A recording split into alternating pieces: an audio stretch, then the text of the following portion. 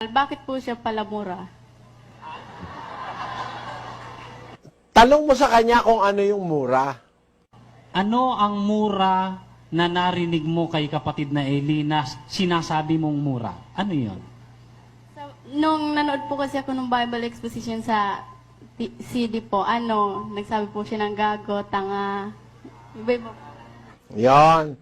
Sa makatwid, para sa'yo, kaya ako nagmumura dahil sinasabi ko yung tanga at gago. De, salamat sa'yo kapatid.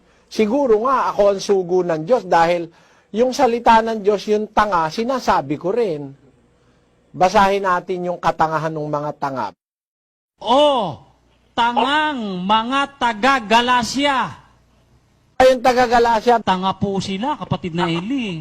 sino may sabi niyan? Si San Pablo po, Si San Pablo ba'y sugo? ay sugo po siya ng Panginoong Hesukristo. Kaya yung tanga, hindi mura yon. Sinasabi lang yung tao na yung mga taga-Galasya, mga tanga. Alam mo kung gaano katanga? Tres. Basahin mong buo. Tangang-tanga na ba kayo?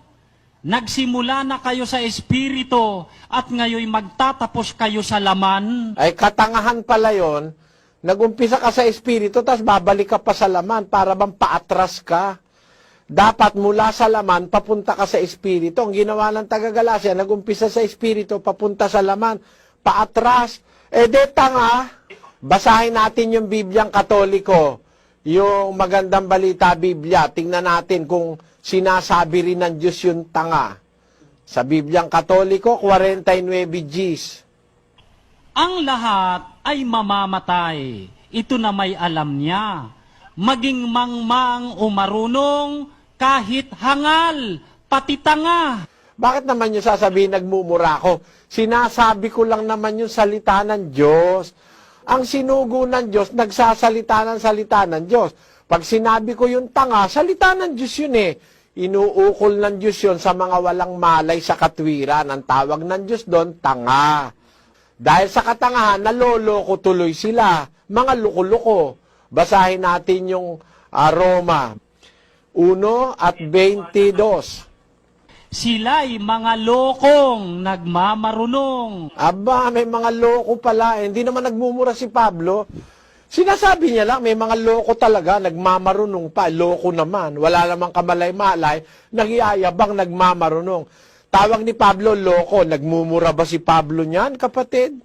Sinasabi niya lang, may talagang loko. Diyan ba sa Bicol, wala bang loko diyan? Nakakita ka na ba diyan loko-loko? O kung meron loko-loko, pag sinabi mo, halimbawa, sinabi mo, si Juan loko-loko, talaga naman loko-loko, nagmumura ka ba nun? Sinasabi mo lang yung totoo. Halimbawa, merong babae na siya mismo nagyayaya sa lalaki. Kahit sa daan, yayaya niya yung lalaki na maghalik-halikan sila ron. Ano tawag ng Biblia ron? Basahin nga natin sa Kawikaan 7:13. Sa gayoy, hinahawakan niya siya at hinahagkan siya. At may mukhang walang hiya na nagsasabi siya sa kanya. Anong tawag ng Diyos dyan? Walang hiya daw po eh. Alang marini, awambayn. Awambayn na. Walang marini, walang hiya. Ano sa Bicol yun? Asin, pinupugulan niya siya. Asin, hinahadkan.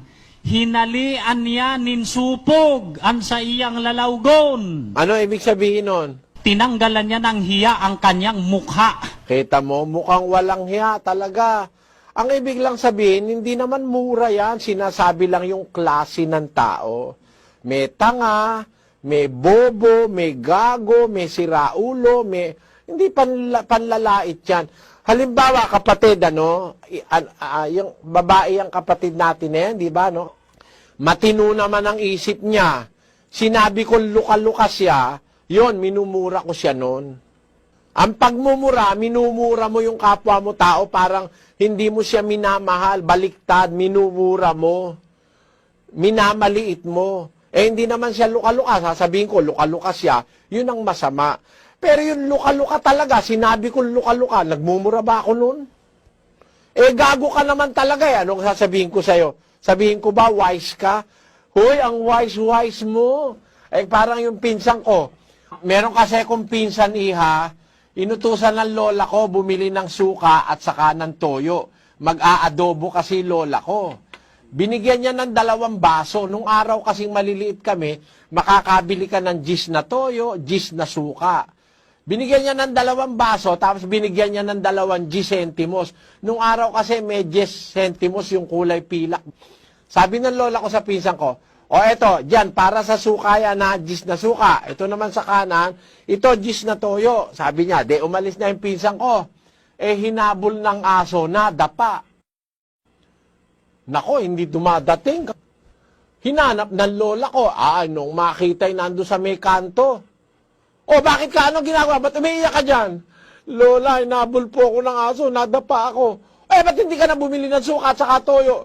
Kasi po, lola, nabitawan ko yung 2 gis. Hindi ko po alam kung alin yung para sa suka at kung alin yung para sa toyo. Alam mo, sabi ng lola ko, piningot yung tenga. Napakatanga mo! Sabing ganun. Ano masasabi mo? Tanga ba o matalino? Ay talagang tanga po yun, kapatid na Eli. Kasi kahit naman kung hindi ba naman tanga yun, kahit naman magkapalit yung 2 gis, pareho rin naman gis yun. Pwedeng ibili ng suka, toyo, gis na suka. Napakatanga nung pinsang ko. Hindi ko na lang sasabihin ko ano pangalan, mapapahiya. Masama naman yung tanga, no? Bawa, pag sinabi ko naman sabihin ko, matatalino kayo. Masama yun. Basahin natin yung Kawikaan 24:24. Siyang nagsasabi sa masama, ikaw ay matuwid. Susumpain siya ng mga bayan, kayayamutan siya ng mga bansa. Masama pala yung magsasabi ka ng baliktad. Masama na, sasabihin mo pang matuwid. Tanga na, sasabihin mo pa matalino. Yan ang masasabi.